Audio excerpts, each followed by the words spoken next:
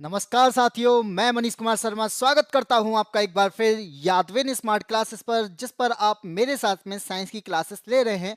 और इस साइंस की क्लासेस आपके ग्रुप डी के एग्जाम्स के लिए बहुत ही खास रहने वाली हैं, बहुत ही इंपॉर्टेंट रहने वाली हैं। और मैं कहता हूं कि अगर आप रेलवे की तैयारी कर रहे हैं और आप चाहते हैं कि रेलवे का एग्जाम अच्छा जाए, तो उसके लिए भी आप यहाँ पे प्रैक्टिस कर सकते हैं मेरे साथ में मिलके, क्योंकि ये क्लास आपकी साइंस से रिलेटेड है और जहां जहां भी साइंस पूछा जाता है वहां वहां ये क्लास इंपॉर्टेंट रहेगी। इसके अलावा जो ग्रुप डी के एग्जाम चल रहे हैं, तो उसमें किस प्रकार के क्वेश्चन पूछे जा रहे हैं और उन्होंने यहाँ पे क्या लेवल रखा है, वो सब कुछ इस क्लास के अंदर रहने वाला है। और मैं आपको रोजाना क्लासेस दे रहा हूं और ये क्लासेस आपको ये बताती हैं कि क्या लैंग्वेज रही है, क्या यहाँ पे कितना लेवल का क्वेश्चन पूछा जा रहा है, स्टैंडर्ड लेवल है कि इजी लेवल है या मॉडरेट लेवल है। तो ऐसे लेवल के लिए आपको ये क्लास इंपॉर्टेंट रहेगी। और इसके अलावा ये क्लास अगर आप देख लेते हैं तो आपको यहाँ पे फायदा जरूर मिलेगा, ये मेरी गारंटी है। अगर आपको चीजें नहीं आती तब भी आप चीजों को सीख पाएंगे। गुड आफ्टरनून भाई राम रतन एएसपी, और आप लोग जुड़ चुके हो तो भाई थैंक यू भाई। एएसपी ने बोला है कि 5 लोगों को शेयर किया है,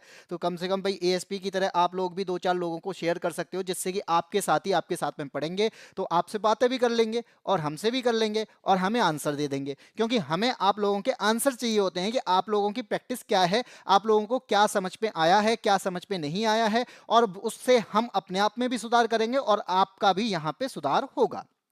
ठीक है, तो चलिए स्टार्ट करते हैं क्लास। और इस क्लास का मैं आपको बता दूं कि अगर आप चाहते हैं कि सर हमें पहले भी पढ़ाया है आपने, तो कहीं पे प्लेलिस्ट है, तो बेटा प्लेलिस्ट है हमारी। और इस प्लेलिस्ट का नाम अगर आप यहाँ पे हमारे चैनल पे जाके देखेंगे तो ग्रुप डी 2025 साइंस पीवाईक्यूज के नाम से हमारी एक प्लेलिस्ट है। इसमें मैंने पूरा साइंस का जितना भी आपका पीवाईक्यूज है, प्रीवियस ईयर क्वेश्चन है, उनको भी यहाँ पे रखा है। और जो आपकी अभी प्रेजेंट में जो क्लासेस चल रही हैं उनकी क्लासेस भी मैंने यहाँ पे रखी हैं, जिससे कि आपको एक ही फोल्डर में, एक ही प्लेलिस्ट में सारा कुछ मिल जाएगा। अगर आप लास्ट की 10 से 15 क्लासेस देखते हैं, क्योंकि आपको भी पता है कि आज अगर मैं बात करूं तो जो एग्जाम चल रहे हैं उसके अकॉर्डिंग आज 14वीं क्लास है, तो 14 क्लास अगर आप देख लेते हैं तो आपको यहां पर 20 नंबर आने के चांसेस बन जाएंगे और आपकी तैयारी अच्छी हो जाएगी। और आपकी तैयारी पहले से है तो आपका 20 प्लस जाने के चांसेस बहुत बेटर यहां पे बनने वाले हैं। लेकिन आप अदर क्लासेस को भी देखते हैं तो इससे आपका और फायदा हो जाएगा। उससे यह फायदा होगा कि आप यहां पे 25 तक जा सकते हैं अगर इन क्लासेस को देखते हैं। मैंने इतने इजी वे में चीजों को समझाने की कोशिश की है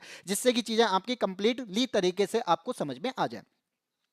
गुड आफ्टरनून भाई राम कृष्ण पटेल, और सभी को भाई राधे राधे, सभी को राम राम भाई। अब क्लास को स्टार्ट करने जा रहा हूं। क्लास को स्टार्ट करने से पहले मैं एक इन्फॉर्मेशन और दे दूं। बेटा हमारी एक एप्लीकेशन भी है, बाईएससी ऐप। क्योंकि आपको जब मैं पढ़ा दूंगा तो पढ़ाने के बाद में आपको जो तरीका अगर आपको अच्छा लगेगा, या फिर आप चाहते हैं कि सर हमें ऐसे कोर्स भी बता दो जो बहुत ही सस्ते में बहुत अच्छे हैं, तो बेटा आपको एक जगह आपको जाना पड़ेगा जिसका नाम है बाईएससी ऐप। और अगर आप बाईएससी ऐप सर्च करते हैं, बाईएससी नहीं बाईएससी ऐप सर्च करते हैं, तो आपको इस लोगों के साथ में हमारी एप्लीकेशन दिख जाएगी। और यहां पर याद बता दूं कि ये एप्लीकेशन पे आपको 99 में कोर्सेज प्रोवाइड करे जा रहे हैं।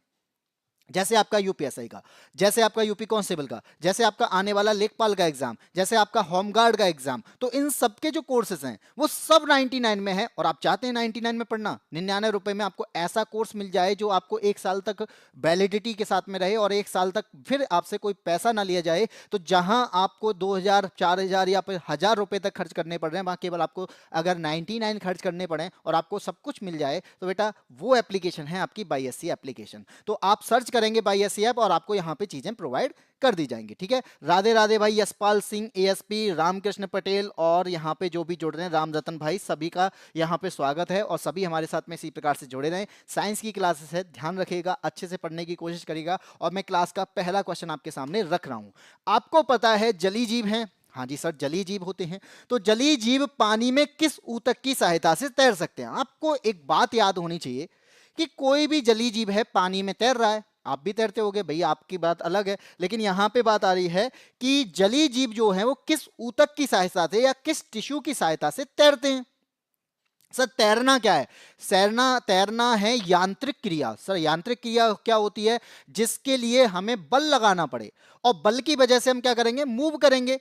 तो शरीर में जो मूवमेंट हो रही है, शरीर जो एक जगह से दूसरी जगह जा पा रहा है, तो इसका जो जिम्मेदार होता है वो इनमें से कोई एक टिश्यू होता है। तो सर कहेंगे कि सर कौन सा टिश्यू होना चाहिए, तो आपका वो टिश्यू कौन सा रहेगा बेटा, एक बात याद रखना, वो टिश्यू आपका कौन सा रहेगा, पेशी ऊतक होता है, जो कि मसल्स आपको यहां पे प्रोवाइड करती हैं। चाहे आप जमीन पर चल रहे हो, चाहे आप पानी में तैर रहे हो, चाहे आप अपने अंग को चला रहे हो, तो सबके लिए आपको यहां पर कौन सा टिश्यू चाहिए, मसल टिश्यू चाहिए, पेशी ऊतक चाहिए। तो इस ऊतक में विशेष प्रकार के जो प्रोटीन होते हैं वो रिलैक्सेशन कॉन्ट्रैक्शन करते हैं, जिसकी वजह से हम यहां पर चल पाते हैं, तैर पाते हैं, अंग को चला पाते हैं। और यहां पर अगर जली जीव की बात की जाएगी तो इनके लिए भी यहां पर पेशी ऊतक ही काम करने वाला है। ऑप्शन नंबर सी हो जाएगा। ठीक है, आंसर देना है। हाँ भैया आंसर जरूर देना है, आंसर तो देने हैं भाई, आंसर दोगे नहीं तो कैसे काम चलेगा, मैं तो यहां पे बताऊंगा ही। बाकी बेटा आपको जानते हैं उपकला ऊतक क्या होता है, स्किन है ना, ये स्किन तो सर हमारी प्रोटेक्शन कर रही है, प्रोटेक्ट कर रही है, किससे, वातावरण से, एटमॉस्फेयर से। तो फिर ये हमारी स्किन एपिथेलियल टिश्यू है। सर यहाँ पे नर्वस टिश्यू है, तो हमारे अंदर जो सिग्नल को ले जाने का काम कर रहा है, जो कि हम किसी चीज को छूकर बता सकते हैं कि ये ठंडी है या गर्म है, तो ऐसे सिग्नल जो कौन पहुंचाता है, ये नर्वस टिश्यू आपको पहुंचाने में हेल्प करते हैं। कनेक्टिव टिश्यू तो भाई आपकी बॉडी जो कनेक्ट हो रही है, तो यहां पर मिलने वाले टिश्यू आपके कनेक्टिव टिश्यू कहलाते हैं। ठीक है, आगे बढ़ते हैं क्वेश्चन नंबर 2 पर। क्वेश्चन नंबर 2 क्या कहता है बेटा, यहां बोला है यदि कोई चालक है जिसका प्रतिरोध, अब जब प्रतिरोध की बात आ जाए तो है, हाँ जी बिल्कुल सही बात है। प्रतिरोध क्या है, जो करंट को आगे जाने नहीं देता है, और अगर करंट आगे नहीं जा पाएगा तो सर क्या होगा, वहां पे ना हीट उत्पन्न हो जाएगी, तभी तो आपके तार गल जाते हैं जब ज्यादा हीट हो जाती है। तो यही रीजन है कि करंट जब ज्यादा प्रोवाइड कर दिया जाए तो आपके तार जो हैं अगर उनका मेल्टिंग पॉइंट कम होगा तो वो गल जाते हैं। यहां पर क्या होगा, प्रतिरोध दिया रखा है हमें आर बराबर कितना बेटा, 50 ओम का दे रखा है। ठीक है सर, आपकी बात मान ली बेटा, मेरी नहीं, क्लास में लिखा हुआ है 4 एम्पियर की धारा है, यानी आई जो दिया है वो कितना दिया है, 4 एम्पियर दिया है, यहां तक कोई दिक्कत नहीं है। फिर कहना ना 8 मिनट तक उसमें करंट प्रोवाइड किए जा रहे हैं, एक करंट प्रोवाइड किए जा रहे हैं, कितने, टाइम भी दे रखा है कितना, 8 मिनट का। बेटा हमें यहाँ पे चीजों को ये याद रखना होता है, कोई भी चीज अगर मिनट में दी है और हमें आंसर यहाँ पे उसके अकॉर्डिंग चाहिए, यानी फॉर्मूले के अकॉर्डिंग चाहिए, तो हम टाइम को हमेशा सेकंड में लेते हैं, और सेकंड के लिए से क्या करना पड़ेगा, 60 से मल्टीप्लाई करना पड़ेगा, और ये आ जाएगा आपका 480 सेकंड।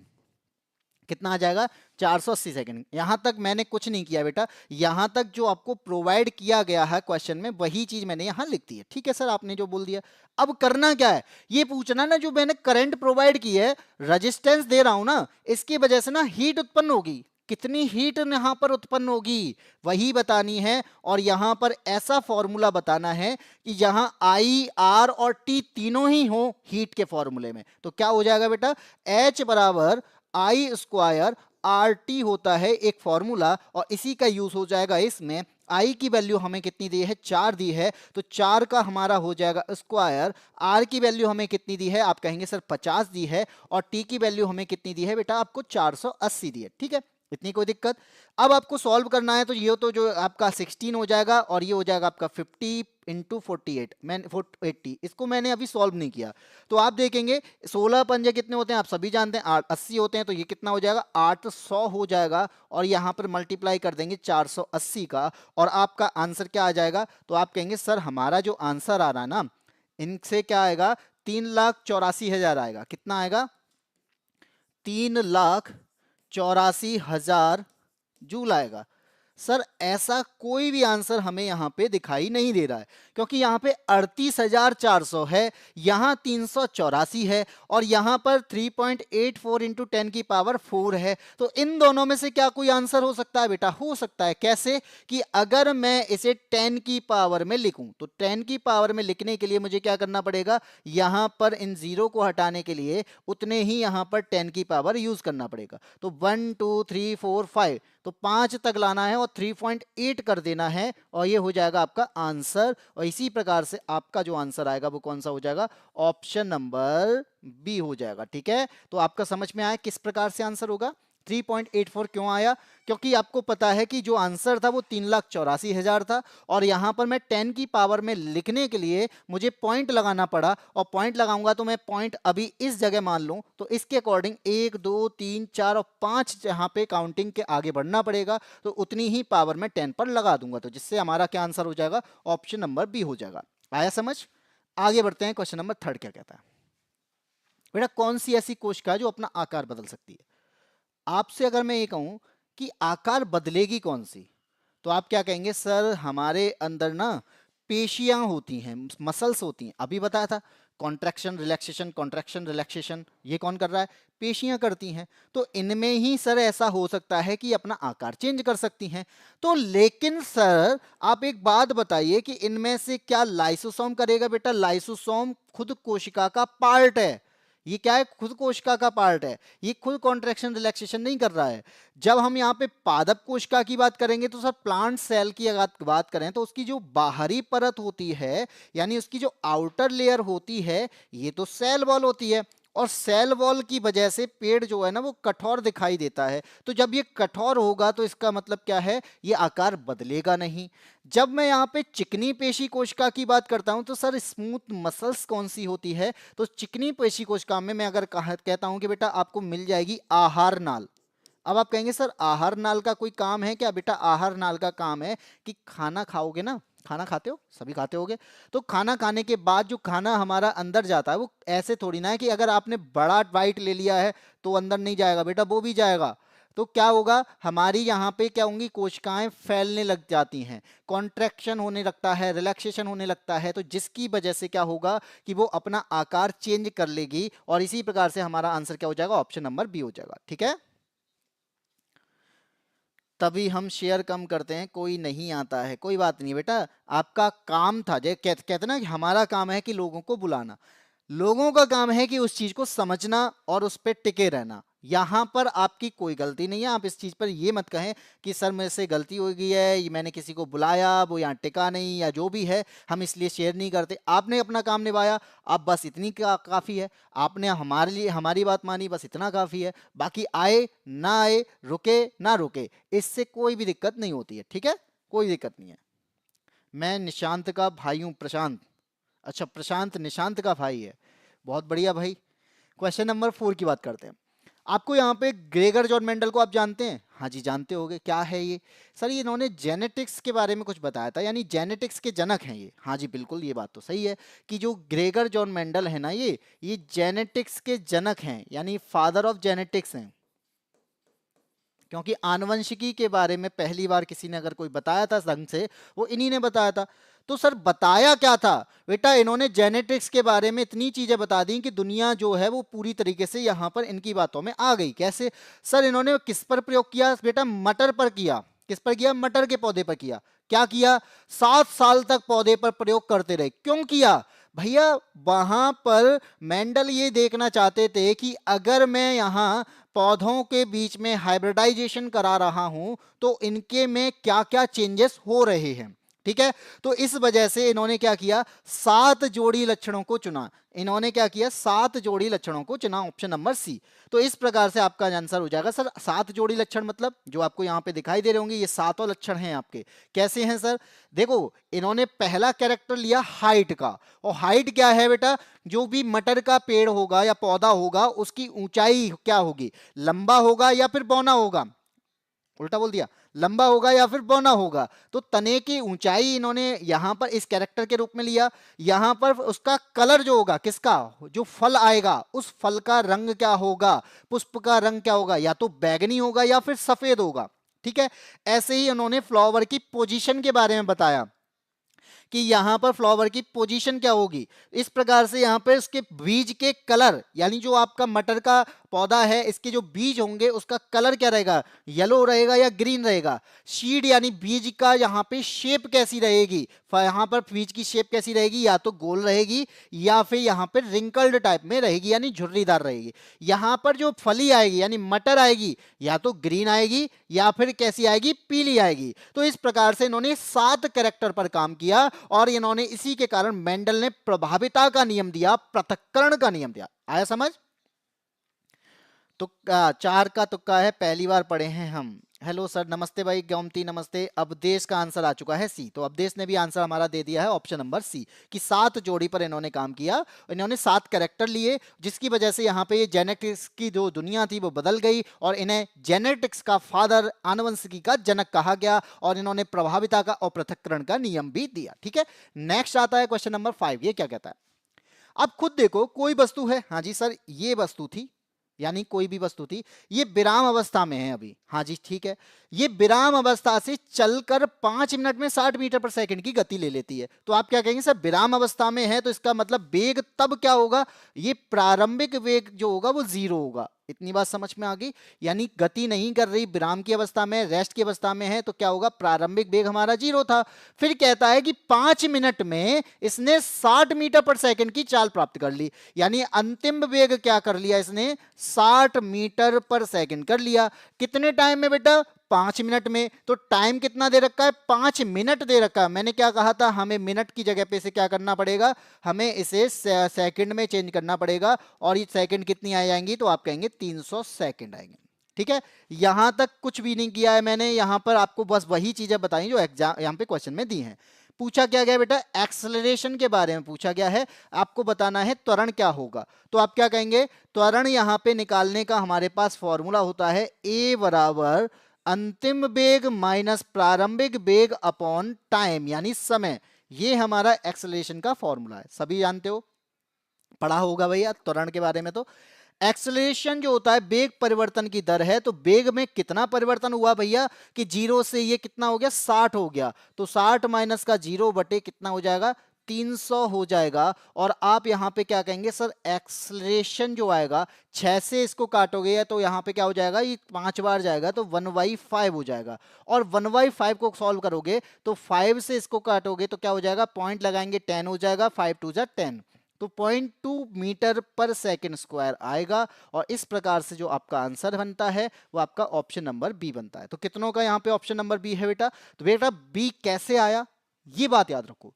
हमें कोई भी वस्तु दिखी थी, हाँ जी कैसी थी, प्रारंभिक अवस्था में। कैसे प्रारंभिक अवस्था में थी भैया, विराम में चली नहीं रही थी। फिर क्या हुआ, 5 मिनट बाद देखा वो 60 की स्पीड पे चली गई। फिर तो हमें यहाँ पे पूछा कि कितना चेंज आ गया उसमें अचानक, कितना त्वरण आया, तो बताया क्या कि इसके 1 सेकंड में 0.2 मीटर जा रही है, 1 सेकंड में ये 0.2 मीटर जा रही है। तो 300 सेकंड में ये कितनी चली गई, ये 300 सेकंड में यहां पर 60 मीटर पर सेकंड पे चलेगी, यानी 60 मीटर तक की।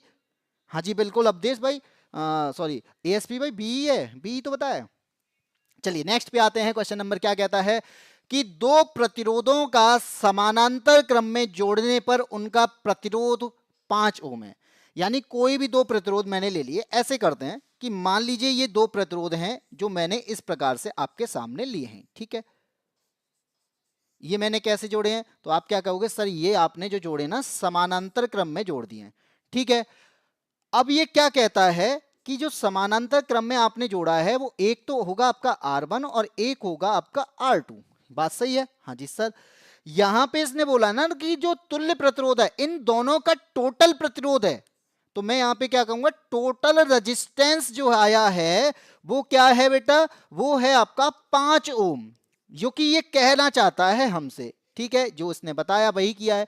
अब ये कह रहा है ना कि एक प्रतिरोध को हटा दूं, इनमें से मैंने कोई भी एक प्रतिरोध हटा दिया तो कुल प्रतिरोध अब 10 ओम हो जाएगा। तो यहां पर इसका मतलब है कि इसमें से एक की वैल्यू क्या होगी, 10 ओम होगी, क्योंकि मेरे पास दो चीजें थी तो दो में से अगर एक हट गई तो प्रतिरोध बता रहा है इतना है। तो इसका मतलब अगर मैं R1 को मान लूं कितना, R1 को अगर मैं 10 ओम ले लूं तो आप यहां पे क्या कहेंगे सर कि R2 की वैल्यू बता दीजिए, तो दूसरा प्रतिरोध यहां पे बता दीजिए। तो आप क्या कहेंगे कि हमारे पास समानांतर क्रम में जोड़ने पर यहां पर जो फॉर्मूला बनता है रेजिस्टेंस का वो होता है 1/R equal to 1/R1 plus 1/R2। यहां तक किसी को दिक्कत, कोई दिक्कत नहीं है सर।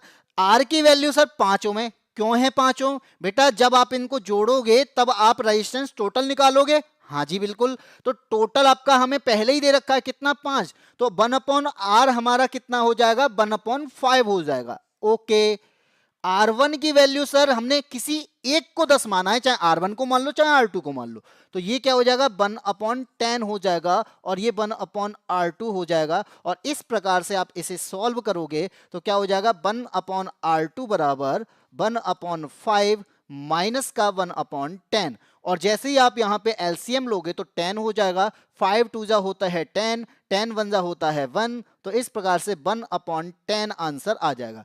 और 1/10 जो आया है वो 1/R2 की वैल्यू है, तो R2 की वैल्यू क्या आ जाएगी, तो आप कहेंगे R2 की वैल्यू होगी 10 ओम, तो आपका आंसर क्या हो गया 10 ओम हो जाएगा।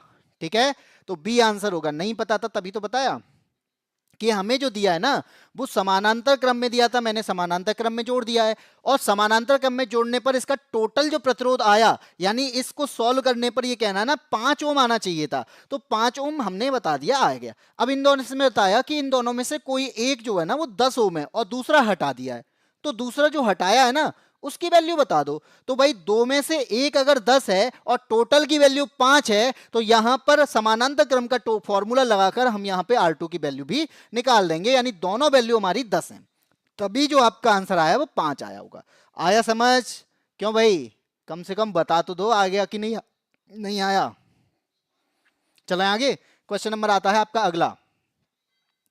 आप बताओ, ये कल भी ऐसा ही क्वेश्चन आया था, आज भी ऐसा ही क्वेश्चन आया, तो यानी आपसे यहां पर सक्रियता श्रेणी से भी क्वेश्चन पूछे जा रहे हैं। और यहां पर अगर सक्रियता श्रेणी से क्वेश्चन पूछे जा रहे हैं तो दिमाग में एक बात याद कर लेना कि पोटेशियम सबसे ज्यादा सक्रिय होता है। क्या होता है? पोटेशियम सबसे ज्यादा एक्टिव होता है, सक्रिय होता है, ये किसी के साथ में भी अभिक्रिया कर सकता है और ये किसी को भी विस्थापित कर सकता है। तो आपका आंसर अगर इसमें से कोई होगा तो ए तो नहीं होगा, और कौन सा नहीं होगा भैया? ए नहीं होगा और सी नहीं होगा, क्योंकि पोटेशियम दोनों में यहां पे ऊपर है। अब पोटेशियम के बाद यहां पर कौन हमारा आएगा ये पता कैसे लगेगा? तो आपको बेटा ये टेबल याद करनी पड़ेगी कि पोटेशियम जो होता है वो सबसे ज्यादा सक्रिय होता है, और पोटेशियम के बाद सक्रिय कौन है? आपका सोडियम। तो सोडियम पोटेशियम दोनों ही सबसे ज्यादा एक्टिव होते हैं, किसी से भी क्या कर सकते हैं? रिएक्शन कर सकते हैं। और इसी के साथ में लिथियम आता है फिर, और लिथियम के बाद आता है कैल्शियम, और कैल्शियम के बाद आता है आपका मैग्नीशियम, और मैग्नीशियम के बाद आता है एल्यूमिनियम। तो इस प्रकार से आप खुद सोच पाएंगे कि हमारा मैग्नीशियम इसमें पहले आएगा और एल्यूमिनियम जो है वो बाद में आएगा। तो आपका आंसर क्या बन जाएगा? ऑप्शन नंबर बी बन जाएगा। तो इनमें मैग्नीशियम ज्यादा एक्टिव होता है, ज्यादा रिएक्टिव होता है एल्यूमिनियम की अपेक्षा में, क्योंकि अगर आपको ये श्रेणी पता चल गई, अगर आपको ये टेबल पता चल गई, तो आप इन चीजों को कर पाएंगे। ठीक है, क्वेश्चन नंबर आता है आपका अगला, क्वेश्चन नंबर 8 क्या कहता है? यदि किसी वस्तु का वेग दुगना कर दिया जाए। बेटा ऐसे क्वेश्चन तो आपसे बहुत बार पूछे जा रहे हैं, ये समझ लो इस बार ग्रुप डी ने ना किसी चीज को दुगना किसी चीज को कम करने की कोशिश की है, यानी कहीं कहीं पे आपका मास कम कर देगा, कहीं पर आपका वेग बढ़ा देगा, कहीं पर आपसे कह रहा है कि आप अगर बी बराबर आई आर यानी ओम के नियम की बात करते हैं ना, तो वहां पे मैंने करंट को दुगना कर दिया है और रेजिस्टेंस आधा कर दिया है। ऐसे क्वेश्चन ये पूछ रहा है, तो बेटा ऐसे क्वेश्चन को सॉल्व करने का तरीका क्या होता है? हमसे पहले जो दिया है उसके बारे में बात की जा रही है। बात करते हैं गतिज ऊर्जा, काइनेटिक एनर्जी का सर फॉर्मूला क्या होता है? तो सबसे पहले आप इसी चीज को यहां पर लिख लो कि फॉर्मूला जो होता है वो हाफ एम बी स्क्वायर होता है। ठीक है, अब क्या करना है? अब जो दिया है उस पर काम करो कि जो नया हमें क्या दिया जा रहा है। सर नया जो दिया जा रहा है वो बेग दिया जा रहा है, और बेग कह रहा है ना कि आप बी की जगह पे क्या यूज कर लो? टू बी यूज कर लो। ठीक है, कर लेंगे। फिर आप गतिज ऊर्जा कितनी बताओगे? तो बेटा नई ऊर्जा क्या होगी? तो नई गतिज ऊर्जा काइनेटिक एनर्जी की बात करेंगे, तो अब इसको तो नहीं लेंगे, डैश लगाना पड़ेगा, या फिर काइनेटिक एनर्जी 1 कर लो, कोई भी चीजों को यूज कर लो। हाफ तो हम लेंगे ही लेंगे, अरे हाफ मतलब इस वाला हाफ। ठीक है, एम की वैल्यू में कोई चेंज किया ही नहीं है, बी की वैल्यू में ये कह रहा है इसका स्क्वायर कर दो, यानी 2b का स्क्वायर कर दो, बी की जगह पे दुगना बेग ले लो। हुआ क्या यहां पे? तो आपने क्या देखा यहां पर कि हाफ एम ये हो जाएगा आपका 4v स्क्वायर। ठीक है सर, तो 2 से 2 काट दें बेटा, अगर काट दिया ना गलती से तो आंसर भी गलत ही आएगा। तो क्या करना चाहिए? काटना नहीं है, यहां पर ये करना है कि 4 को आप आगे ले जाओ। ठीक है सर, 4 को आगे ले गए और आपका फॉर्मूला बनके तैयार हो गया हाफ एम बी स्क्वायर। और सर ये हाफ एम बी स्क्वायर तो आपने काइनेटिक एनर्जी बताया है। हाँ जी, काइनेटिक एनर्जी नई आई है ना, वो पुरानी वाली की 4 गुना हो जाएगी, और यही हमसे पूछा है कि कितने गुना हो जाएगी, तो बेटा 4 गुना बढ़ जाएगी, ऑप्शन नंबर सी हो जाएगा। तो कैसे हमने इसको सॉल्व किया है बेटा, पहले हमें आंसर हमें पता चल गया काइनेटिक एनर्जी का फॉर्मूला क्या होता है, और ये पता करने के बाद में आपको ये बताना है कि क्वेश्चन कहता है कि आप बेग को दुगना ले लो, तो बेग को मैंने दुगना ले लिया, और जैसे ही मैंने बेग को दुगना लिया है तो इस हाफ एम बी स्क्वायर के फॉर्मूले में बी की जगह पे मैंने 2b का यूज किया, लेकिन 2b का तो स्क्वायर है ना, तो पूरे का स्क्वायर होगा, तो 2 का स्क्वायर कर दिया यहां पे 4, तो हम 2 से 2 को काटेंगे नहीं, क्यों नहीं काटेंगे, क्योंकि आगे जाके सॉल्व करना है। तो जैसे ही मैंने यहां पे इसको सॉल्व किया, लिखने का तरीका चेंज किया, 4 को कर लिया आगे और हाफ एम बी स्क्वायर मैंने कर दिया पीछे। सर ये हाफ एम बी स्क्वायर तो काइनेटिक एनर्जी होता है जो कि हमें पुरानी दे रखी है, तो ये पुरानी वाली से 4 गुना हो जाएगा, ये बात ये बताता है, और इसलिए ऑप्शन नंबर सी आंसर हो जाएगा। ये बात समझ में आ गई। अब बढ़ते हैं आगे अगले क्वेश्चन पे। क्वेश्चन नंबर 9 क्या कहता है? क्वेश्चन नंबर 9 यहां पे कहता है कि जो रिवर्बरेशन होता है, जिसे आप गूंज कहते हैं, क्या कहते हैं, जिसे आप गूंज कहते हैं। आप थिएटर जाते हो? हाँ जी जाते होगे। अब थिएटर जाते हो तो थिएटर में आपको क्या होता है कि वहां पर गूंज का प्रयोग किया जाता है, और इस गूंज की वजह से ध्वनि जो है वो बार बार परावर्तित होती है। बहुत सारे जो प्लेनेटोरियम होते हैं उनमें भी गूंज का ही प्रयोग किया जाता है, लेकिन अगर आपके कमरे की जो बनावट है वो उस प्रकार की ना हो कि रिवर्बरेशन हो जाए, परावर्तित यहां पे एक या दो बार हो पाए, तो क्या होगा, आपका एक बड़ा हॉल होगा और उस बड़े हॉल में आपने कुछ बात बोल दी, यहां पर क्या होगा कि हमारी आवाज दीवार से भी टकराएगी, छत से भी टकराएगी, फर्श से भी टकराएगी, और बार बार परावर्तित होती रहेगी, और आपकी आवाज बंद होने के बाद भी आपको अपनी आवाज कुछ देर तक सुनाई देगी। इसी को कहते हैं अनुरणन, इसी को कहते हैं यहां पे गूंज, यानी रिवर्बरेशन। ये होता क्या है, अगर ये ज्यादा मात्रा में बढ़ जाए तो बेटा आपको अपनी ही आवाज स्पष्ट सुनाई नहीं देगी। अगर ये ज्यादा समझ में आ जाएगी तो समझ में कब आएगी, जब इसकी बनावट या तो क्या, या तो आप आवाज धीमे बोलें, अगर धीमे नहीं बोल रहे हैं तो यहां पर क्या हो जाएगा, यहां पर आप तेज बोलोगे तो आपकी ध्वनि खुद स्पष्ट नहीं होगी। तो इनमें से क्या बताना है, हमें गलत कथन बताना है कि इनमें से क्या कथन गलत होगा। तो क्वेश्चन नंबर यहां पे 7-9 का क्या हो जाएगा कि ध्वनि को स्पष्ट करता है। बेटा मैंने क्या बताया था, अगर गूंज ज्यादा बढ़ जाएगी तो कान हमारे इस चीज को समझ ही नहीं पाएंगे, क्योंकि हमारे पास में यहां पर रिवर्बरेशन के लिए या फिर किसी भी आवाज को टकराकर वापस आने के लिए केवल 0.1 सेकंड का टाइम होना चाहिए, यानी 17 मीटर की दूरी होनी चाहिए। और अगर आप 17 मीटर की दूरी को यहां पे कम कर देंगे तो यहां पे क्या हो जाएगा, पहले तो गूंज ही नहीं होगी, और ज्यादा कर देंगे तो क्या हो जाएगा, ये बार बार टकराएगा, बार बार परावर्तित हो जाएगी और आपको स्पष्ट सुनाई नहीं देगी। इसलिए क्या हो जाएगा, कथन गलत पूछा था, तो गलत कथन ये हो जाएगा कि स्पष्ट सुनाई देती है, नहीं देती है भैया स्पष्ट सुनाई। बाकी आपकी क्या है, ध्वनि का परावर्तन बार बार होता है, भाई होता ही है ना, छत से टकरा रही है, दीवार से टकरा रही है, फर्श से टकरा रही है, ध्वनि की बात हो रही है, शराबी की नहीं। ठीक है, बड़े हॉल और कठोर दीवारों में होती है भैया, बड़े हॉल कठोर दीवारों में नहीं होती। हॉल यहाँ पे अगर छोटा भी है ना, वहां पर भी होता है। डी कहता है ध्वनि की गुणवत्ता आवृत्ति को बिगाड़ देती है। हाँ भाई, आवृत्ति थोड़ी बिगड़ती है, आवृत्ति में चेंज नहीं आता है, आपके फ्रिक्शन में चेंज नहीं आता है, फ्रिक्शन कभी भी नहीं बदलता है। आपने जितनी तेज बोला उतनी तेज ही आपका वाइब्रेशन रहेगा, तो फ्रिक्शन में क्या होगा। सब बारात में आए हैं, आंसर करो भैया, बारात में आए हैं, कोई दिक्कत नहीं है, खाना पीना खा के निकल जाएंगे। भाई कुछ लोग ही होते हैं जो दोस्त लोग जो आंसर देते हैं, या फिर कहते हैं ना दोस्त लोग ही होते हैं जो पूरी बारात को देखते हैं, बाकी के जो आते हैं वो खाना पीना खाने आते हैं और निकल जाते हैं। यही चीज चलती है यहाँ पे, कोई बात नहीं है। क्वेश्चन नंबर 10 है, निम्नलिखित में से किसमें झिल्ली नहीं होती, मेम्ब्रेन नहीं होती। भैया एक बात कहूं, हाँ जी कहो, कि हमने जो अभी तक पढ़ा है कि कोशिका होती है ना, हाँ जी कोशिका होती है, और इस कोशिका के पास में जो लेयर होती है ना, ये बाहर की, हाँ जी होती है, इसके पास में ना मेम्ब्रेन होती है, तो इसे हम सेल मेम्ब्रेन कहते हैं, कोशिका झिल्ली कहते हैं।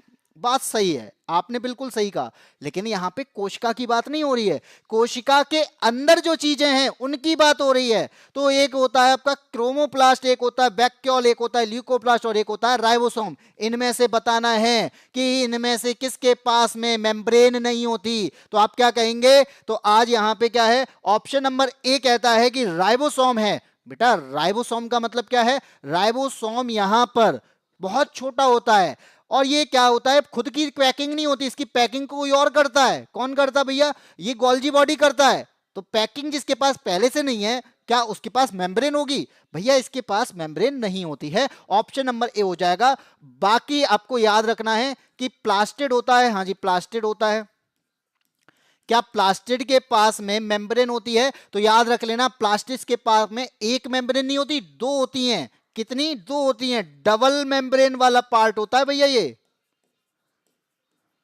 और उसी का पार्ट है आपका क्रोमोप्लास्ट और ल्यूकोप्लास्ट। सर वैक्यूल क्या होता है? वैक्यूल बेटा हमारी कोशिकाओं में तो नहीं पाया जाता, लेकिन पौधे की कोशिका में पाया जाता है, क्योंकि हमारे पास में तो अंग पाए जाते हैं चीजों को बाहर करने के, इनके पास में कोई अंग नहीं होता, तो ये क्या करता है? खुद में भरते रहते हैं। तो यहां पर क्या होगा? वैक्यूल के पास में भी लेयर होती है, लेकिन ये लेयर यानी मेम्ब्रेन जो होती है वो कैसी होती है? सिंगल मेम्ब्रेन होती है। तो आंसर तो इसका मिल गया, राइबोसोम के पास में कोई भी मेम्ब्रेन नहीं होती है। हाय हेलो सर आज जल्दी में? नहीं भैया हम कहीं जल्दी में नहीं है। हेलो सबको, कोई है क्लास में? बेटा क्लास में तो बहुत लोग हैं, लेकिन बातें नहीं करते हैं, ना ही यहाँ पे आंसर देते हैं बाकी की। ठीक है चलो कोई बात नहीं, ना तो जो आंसर नहीं दे रहा है उसका भी अच्छा जाएगा पेपर, और नहीं और जो दे रहा चाहता है वो उसका भी अच्छा जाए। मैं यहाँ पे किसी के लिए कोई भी बात नहीं कहने वाला हूँ, ठीक है। अब बात आती है अगली। अब अगली आपके से क्या कहता है? लिगामेंट में किस प्रकार का जोड़ पाया जाता है? भैया एक बात बता दो, लिगामेंट क्या होता है? बेटा जो बोन होती है ना, हड्डियां, हाँ जी ये हड्डियां आपको जो दिखाई दे रही हैं, ये दो हड्डियां हैं, और इन दो हड्डियों के बीच में आपको एक लेयर दिखाई दे रही होगी। बीच में कौन सी वाली? भैया ये वाली जो लेयर है ना, इन दो हड्डियों को जोड़ने वाली लेयर आपको दिखाई दे रही है। इस प्रकार से आपकी हड्डियों को जोड़े रखा है, इसी को कहते हैं लिगामेंट। तो सर लिगामेंट में होता क्या है भैया, कैसे जोड़ा है? तो ये तो जोड़े है, लेकिन इन दोनों के बीच में ये बीच वाला पार्ट है ना, ये क्या है? ये तो सर आपका यहाँ पे ग्रीसिंग है। ग्रीसिंग मतलब ऑयल है, ऑयल मतलब फ्लूइड है, फ्लूइड मतलब कौन सा फ्लूइड है? साइनोवियल फ्लूइड है। क्या करेगा भैया? आप चलते हो ना, हाँ जी चलते हैं, तो हड्डियां अगर बार बार घिसेंगी तो आपको ना दर्द हो जाएगा, आपकी हड्डियां घिस जाएंगी। फिर क्या किया जाएगा? तो हमारे पास में यानी हड्डियों के बीच में, हड्डियों का बीच का मतलब दो हड्डियों के बीच में जो जॉइंट होता है, उसके पास में ना साइनोवियल फ्लूइड होता है, जो फ्रिक्शन से बचाने का काम कर रहा होता है। तो इसी वजह से आप देखते हैं कि 40-45 साल तक हमें हड्डियों में यानी घुटनों में कोई दिक्कत नहीं आती, लेकिन 50 साल के बाद में हमारा जो साइनोवियल फ्लूइड है वो कम होने लगता है, जिसकी वजह से क्या होता है? हमें यहां पर घुटनों में दर्द होने की शिकायत आ जाती है। तो ये बोन को बोन से जोड़ता है, और इस वाले जॉन को हम लिगामेंट यानी साइनोवियल जोड़ कहते हैं। साइनोवियल फ्लूइड इसके अंदर पाया जाता है। सी आंसर हो जाएगा। राधे राधे भाई सैड बॉय निशांत। हाँ जिसे आंसर आता है कम से कम वो आंसर दे सकता है, कोई दिक्कत नहीं है, जिसे आता है वो दे दे, लेकिन जो नहीं आता है वो सीखना भी तो चाहे, सीखने भी तो नहीं चाहते हैं यहाँ पे लोग। दूसरा है यहाँ पे जो फाइब्रस जॉइंट होता है। सर ये फाइब्रस जॉइंट कहाँ होता है? खोपड़ी है ना, ये खोपड़ी, हाँ जी खोपड़ी है। क्या खोपड़ी में कोई भी चीज चलती है? भाई दिमाग तो चलता ही नहीं है किसी किसी का, यहाँ पे तो दिमाग ही नहीं चलता है। लेकिन वास्तव में क्या होता है? खोपड़ी में जो संधि पाई जाती है, क्योंकि आपके बीच में यहाँ पे बहुत सारे जॉइंट होते हैं, एक जॉइंट ये होता है, एक जॉइंट इस प्रकार से होता है, तो यहाँ पर जो खोपड़ी है इसमें अचल संधि पाई जाती है, जो कि आपके यहाँ पे कोई भी पार्ट नहीं चलता है।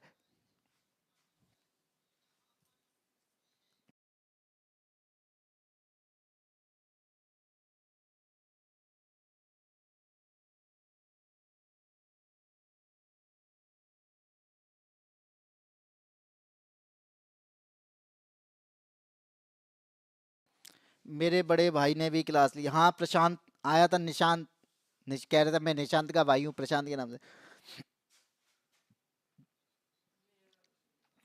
सर आज तो अलग दिख रहे हैं, हैंडसम से कुछ है क्या? नहीं भैया कुछ नहीं है, बस ऐसे ही मांगे हुए कपड़े पहन लेते हैं कभी कभी। क्वेश्चन नंबर 12 की बात कर लेते हैं। क्वेश्चन नंबर 12 क्या कहता है? पौधे की वह कौन सी संरचना है जिसकी सहायता से जलीय पौधे पानी में तैर सकते हैं? आपको पता है कि हमारे पास में जो पौधे होते हैं, जो पेड़ पौधे होते हैं, वो कहाँ मिलते हैं? आपके पानी में भी मिलते हैं। अब पानी में मिलते हैं तो आपने कभी कभी देखा होगा कि उनकी जो पत्तियां होती हैं वो ऊपर तैर रही होती हैं। तो जो ऊपर तैर पा रही हैं वो किस वजह से तैर पा रही हैं, वो हमसे पूछा जा रहा है। तो क्वेश्चन नंबर 12 में कहता है क्या सर वो जाइलम हो सकता है? जाइलम कहने को हो सकता है, लेकिन ये तो खुद पानी को लेके चलता है भैया, ये तो पानी को लेके जाता है, कहां से कहां तक? ये जल का परिवहन करता है, जड़ से लेके पत्तियों तक। तो क्या ये तो तैराएगा? भैया खुद पानी लेके जा रहा है, और पानी अगर आ जाएगा तो भारी हो जाएगा, भारी हो जाएगा तो डूब जाएगा। फिर तो आपका फ्लोएम, भैया ये फ्लोएम जो है ना, खाना जो बन जाता है ना, पत्तियां जो खाना बनाती हैं, उन पत्तियों का खाना कहीं ना कहीं पहुंचाना है, तो पेड़ के सभी भागों तक पहुंचाने का काम फ्लोएम करता है, और इसलिए ये भोजन का परिवहन करता है। जो भी आपके भोजन होता है, जो पत्तियां बनाती हैं, उनका परिवहन कराने के लिए काम करता है आपका फ्लोएम। ठीक है, तो ये दोनों तो नहीं हो सकते। अब यहाँ पे या तो स्क्लेरन कायमा होगा या फिर एरन कायमा होगा। तो जब हम स्क्लेरन कायमा की बात करते हैं, तो पेड़ के जो कठोरता होती है, पेड़ के अंदर जो कठोरता होती है, वो कठोरता देने वाला कौन है? ये स्क्लेरन कायमा होता है। जैसे आपने नारियल के ऊपर का खोल देखा होगा, वो कितना कठोर होता है। आपने अखरोट देखा होगा, वो कितना कठोर होता है। तो वो कठोरता जो आती है वो स्क्लेरन कायमा की वजह से आती है। और आपका ऑप्शन नंबर सी एरन कायमा इसका सही हो जाएगा, क्योंकि एरन कायमा का मतलब है कि इसकी कोशिका का जो गैप होता है, दो कोशिकाओं के बीच में गैप होता है, उस बीच में क्या भर जाए? हवा भर जाए, यानी एयर भर जाएगी। तो एयर भरने पर वो क्या हो जाएगा? एरन कायमा बन जाता है। और इसका सबसे बड़ा एग्जाम्पल है जलकुंभी का पौधा, यानी जली पौधा होता है, कोशिका के बीच में एयर भर जाती है और एयर इनको डूबने नहीं देती है और एयर इनको लेके चलती है। ठीक है। शिव शिव, ये एक बदमाश पापा की परी कौन है सर? यहाँ बदमाश पापा की परी कौन है ये तो हमें पता नहीं है बेटा। कौन बदमाश, कौन पापा की परी? यहाँ कोई पापा की परी नहीं है। यहाँ पे जितने भी हैं सब पापा के मगरमच्छ हैं। पढ़ लो। क्वेश्चन नंबर आता है 13। क्वेश्चन नंबर 13 यहाँ पे क्या कहता है कि निम्नलिखित में से कौन सा उपकरण आर्किमिडीज के सिद्धांत पर आधारित नहीं होता है? भैया सर, आर्किमिडीज का सिद्धांत किस में काम करेगा? आपने देखा होगा कि जब भी कोई भी वस्तु डुबोई जाती है, तो डुबोने पर आपको एक बल का अनुभव होता है कि वो वस्तु डूब नहीं रही है, कोई ना कोई फोर्स आपका ऊपर की ओर लग रहा होता है। पानी में कभी आपने फुटबॉल डाल के देखी है? और अगर आपने पानी में फुटबॉल डालकर देखी होगी, तो आप पूरा दम लगा देना, फुटबॉल नीचे की तरफ में नहीं जा रही होती है। क्या फुटबॉल भारी होती है? नहीं भाई, प्लावन बल बहुत अधिक होता है। व्योंसी फोर्स जो आपका लग रहा होता है ऊपर की ओर, वो ज्यादा होता है, जिसकी वजह से वो फुटबॉल जो है वो ऊपर तैरना चाहती है। ऐसा ही होता है आपका पनडुब्बी में। तो सबमरीन जो होती है ये आर्किमिडीज के सिद्धांत पर काम करती है, क्योंकि सबमरीन भी नीचे जाके चलेगी और वो डूब नहीं रही है। किस वजह से ये डूब नहीं रही है? आर्किमिडीज के सिद्धांत की वजह से। यहां पर लैक्टोमीटर भी आपका किसके काम में करता है? यहां पर लैक्टोमीटर भी ये काम करता है आर्किमिडीज के सिद्धांत पर। हाइड्रोमीटर भी किस पे काम करता है? यानी इन सब में क्या आता है? लिक्विड की बात आती है, और लिक्विड का मतलब है कि आर्किमिडीज के सिद्धांत पे काम करेंगे। लेकिन ये अमीटर क्या करेगा भैया? अमीटर आर्किमिडीज के सिद्धांत पर काम नहीं करता। ये तो विद्युत धारा को मापता है, ये तो करंट को मेजर करता है। यहाँ पे पानी की बात ही नहीं है, तो करंट को मेजर करने वाला है। तो करंट को मेजर करने वाला कौन? अमीटर होगा। और यहां पर आंसर क्या हो जाएगा? क्वेश्चन नंबर 13 का डी हो जाएगा। ठीक है। हंसो सर, मैं जा रही हूं अब। भाई क्लास तू ले, हम तो सेटल हैं आर्मी में। शिव शिव, सेटल हो भाई, आर्मी में सेटल हो, ठीक है, अच्छी बात है, ये तो अच्छी बात है। लेकिन ये है कि दूसरों को क्यों आप फालतू की बातें कर रहे हो भाई? ठीक है, आप कहीं भी हो, उससे क्या फर्क पड़ता है? बैटरी में इलेक्ट्रॉनों के प्रवाह की दिशा क्या होती है? भाई आपको पता है इलेक्ट्रॉन, हाँ जी इलेक्ट्रॉन, अगर इलेक्ट्रॉन नहीं होंगे तो क्या कोई भी यहाँ पे करंट चल पाएगा? नहीं चल पाएगा। तो इलेक्ट्रॉन का जो आवेश होता है, आप एक बात याद रखना कि हमारे किसी भी मेटल में इलेक्ट्रॉन जो होंगे, कोई भी होगा, इलेक्ट्रॉन पर आवेश होता है, वो कैसा होता है? आप कहेंगे सर नेगेटिव होता है। कैसा होता है? ऋणात्मक होता है, नेगेटिव होता है। ठीक है। अब इसका जो प्रवाह होगा, बैटरी होगी, है ये बैटरी है, इसके भीतर क्या हो जाएगी? रासायनिक अभिक्रिया होगी। हाँ जी होगी। तो इसके पास में जो नेगेटिव टर्मिनल है, आप यहां पे देख रहे हैं ये नेगेटिव है, ये पॉजिटिव है। तो इसका जो नेगेटिव टर्मिनल है उस पर इलेक्ट्रॉन की अधिकता ज्यादा हो जाती है, और जैसे ही इलेक्ट्रॉन की अधिकता नेगेटिव पर ज्यादा होगी तो नेगेटिव नेगेटिव मिलकर क्या हो जाएंगे? रिपल्स करेंगे, यानी प्रतिकर्षित करेंगे, और ये पॉजिटिव की ओर भागने लग जाएगा। तो यहां पर बैटरी के भीतर जो रासायनिक अभिक्रिया की वजह से इलेक्ट्रॉन की गति वो नेगेटिव से कहां होती है? पॉजिटिव की ओर हो जाती है। तो हम क्या कहेंगे कि ऋणात्मक ध्रुव से धनात्मक ध्रुव की ओर होती है। सर करंट क्या ऐसा ही चलता है? बेटा करंट ऐसे नहीं चलता, करंट जो होता है ना वो इसका उल्टा चलता है। तो करंट जो होता है ना वो प्लस से माइनस की ओर चलता है, पॉजिटिव से नेगेटिव की ओर चलता है। ये बात याद रखना कि जिस ओर करंट चलेगा उस ओर पर आपका इलेक्ट्रॉन नहीं चलेंगे, और जिस ओर इलेक्ट्रॉन चल रहा होगा उस ओर आपका करंट नहीं चलेगा। ये बात आपको याद कर लेना, ठीक है।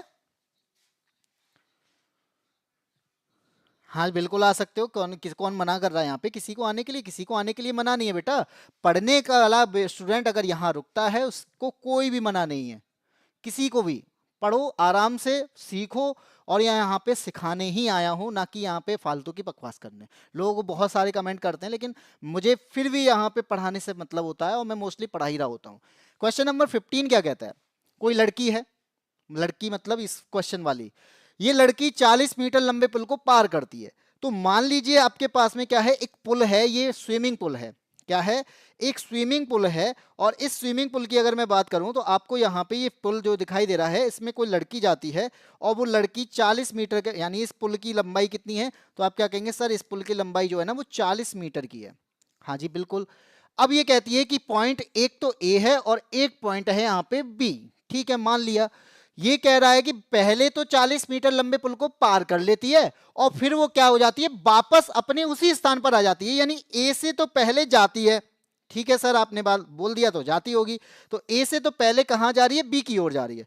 फिर क्या होता है, ये बी से फिर वापस आ जाती है ए की ओर। ठीक है भाई, अब क्या कह रहा है ये? तो उसका विस्थापन क्या होगा, जबकि इस प्रक्रिया में दूरी उसकी कितनी है? 80 मीटर है। एक बात याद रखना कि दूरी कितनी हो जाएगी, ये तो सही बात है कि 80 मीटर हो जाएगी, कि 40 तो पहले गई थी और 40 वापस आई है। लेकिन विस्थापन क्या होता है बेटा?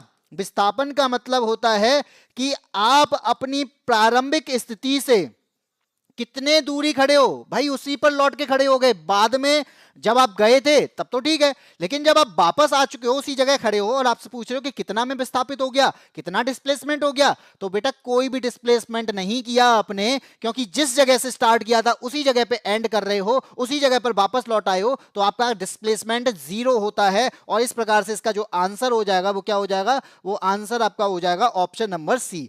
बाकी डिस्टेंस क्या होगी बेटा? जितनी भी आप चले जा रहे हो, चले जा रहे हो, चाहे उस वापस लौट आओ चाहे फिर चले जाओ, वो सब आपका डिस्टेंस कहलाएगा। विस्थापन वो होगा, डिस्प्लेसमेंट वो होगा कि आप पहली यानी जिस जगह से आपने स्टार्ट किया था, यानी इनिशियल पॉइंट से एंडिंग पॉइंट में के बीच में कितना डिफरेंस है, ये हमारा विस्थापन होता है। तो आपने जहां से स्टार्ट किया उसी जगह वापस आ गए तो विस्थापन 0 हो जाएगा। ठीक है,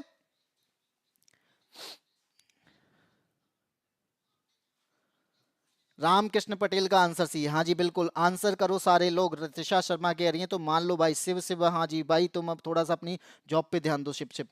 ठीक है, क्वेश्चन नंबर आते हैं 16 पे। निम्न में से किस सहसंयोजक बंध में इलेक्ट्रॉनों की साझेदारी सबसे कम होती है? भैया पहले तो ये बताओ सहसंयोजक बंध क्या होता है। बेटा एक बात याद रखना, इस सहसंयोजक बंध का मतलब होता है कि आपने यहां पे इलेक्ट्रॉन को दिया नहीं है। आपने यहां पे क्या किया है? इलेक्ट्रॉन को दिया नहीं है, इलेक्ट्रॉन शेयर किए हैं।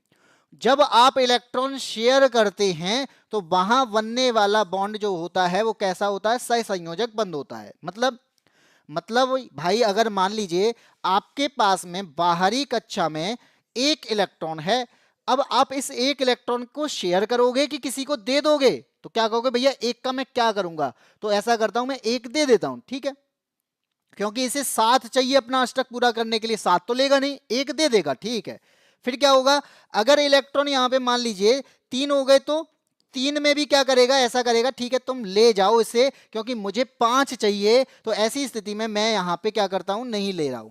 तो अब क्या होगा? 4 हो जाए। ऐसी स्थिति में क्या होता है, इसे अपने बराबर चाहिए, और बराबर चाहिए तो एक इलेक्ट्रॉन दान करने में तो वैसे ही बहुत ज्यादा ऊर्जा लग जाती है। तो ये क्या करता है, ना तो उससे लेता है ना ही अपना इलेक्ट्रॉन किसी को देता है। तो ये क्या करने लग जाता है, भैया ठीक है तुम अपना मेरे पास में ले आओ, मैं मेरे से तुम काम चला लो, तुम्हारे से मैं काम चला लेता हूं, तो शेयरिंग कर लेते हैं। ठीक, अब बात आती है कि यहां पर जो दिया गया है इसमें सबसे कम किसके पास होंगे?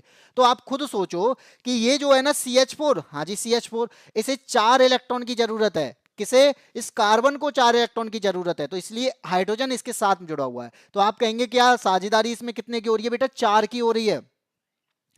यहाँ पे हाइड्रोजन की बात करेंगे तो बेटा हाइड्रोजन को केवल एक इलेक्ट्रॉन की जरूरत होती है। हाँ जी बिल्कुल, अगर एक इलेक्ट्रॉन की जरूरत है तो दो हाइड्रोजन को कितने इलेक्ट्रॉन की जरूरत होगी? दो इलेक्ट्रॉन की। तो बस सबसे कम कौन हो जाएगा? ऑप्शन नंबर बी हो जाएगा। बाकी ऑक्सीजन की बात करेंगे तो ऑक्सीजन को यहाँ पे 6 इलेक्ट्रॉन की जरूरत 4 इलेक्ट्रॉन की जरूरत होती है, वहीं पर नाइट्रोजन को भी यहाँ पे 6 इलेक्ट्रॉन की जरूरत पड़ेगी। ठीक है, तो क्वेश्चन का आंसर हो जाएगा निशांत भैया राधे राधे। सुनील यादव की तरफ से निशांत को राधे राधे दिया जा रहा है। और यहाँ पे गोमती सारे लोग मुझे ब्लॉक कर दो। भाई क्या बकवास करते रहते हो कि ब्लॉक कर दो, कि हम उसे ब्लॉक कर दें?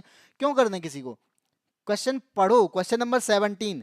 अगर ऐसी तरीके से चीजें चलती रहेंगी ना तो आपको कोई ना कोई एग्जाम आपको ब्लॉक कर देगा और आपका रिजल्ट नहीं आएगा। यहाँ पे हमें रिजल्ट बनाना है, ना कि किसी की चीजों के। आपका रिजल्ट क्या है, आपका गोल क्या है, वो आप बता दो, उसके बाद मैं बता दूंगा कि ब्लॉक क्या करना है। क्वेश्चन नंबर 17 कहता है एक तार का प्रतिरोध है आर। आर क्या कर रहा है यहाँ पे? आर यहाँ पे प्रतिरोध है, और प्रतिरोध क्या करता है? करंट को आगे बढ़ने नहीं देता। ठीक है, उसने 6 वोल्ट की बैटरी से जोड़ा है। अब यहाँ पर जो बैटरी है ना, बैटरी वो कितना विभवांतर दे रही है? 6 वोल्ट का, और 2 एम्पियर की धारा, यानी करंट है ना, करंट कितना है? 2 एम्पियर की धारा है। आपको आर का मान निकालना है। कैसे निकालोगे सर? ओम के नियम से निकाल लेंगे। क्या होता है? बी बराबर आई आर। या ग्रुप डी क्वेश्चन कैसे पूछ रहा है? ये सिंपल सिंपल क्वेश्चन पूछ रहा है, आपको फॉर्मूला पता है, आप इसको सॉल्व कर लोगे। यहां पर बी की वैल्यू कितनी है? 6 है। आई की वैल्यू कितनी है? 2 है। अगर यहाँ पे बी की वैल्यू 6 है, आई की वैल्यू 2 है, और आर की वैल्यू पूछ रहा है, तो क्या निकालोगे? तो भाई 3 निकाल दोगे ना। कितना हो जाएगा? 3 ओम। यहाँ पर आंसर क्या हो जाएगा? ये 30 लिख गया है, 30 नहीं है। ठीक है, ओम का साइन लगाना होगा तो 0 लग गया है, तो आंसर क्या हो जाएगा आपका? 3 ओम हो जाएगा। ऑप्शन नंबर सी हो जाएगा। ठीक है, गौरी दी सिस्टर हूं। एक लोग ने मुझे इग्नोर कर दिया। बेटा सुनील यादव 30 नहीं था, यहाँ पे वो आंसर में शायद ओम का जो साइन होता है वो 0 लिख के आ गया है, बाकी है ये ओम। आगे बढ़ते हैं, क्वेश्चन नंबर 18 पे आते हैं।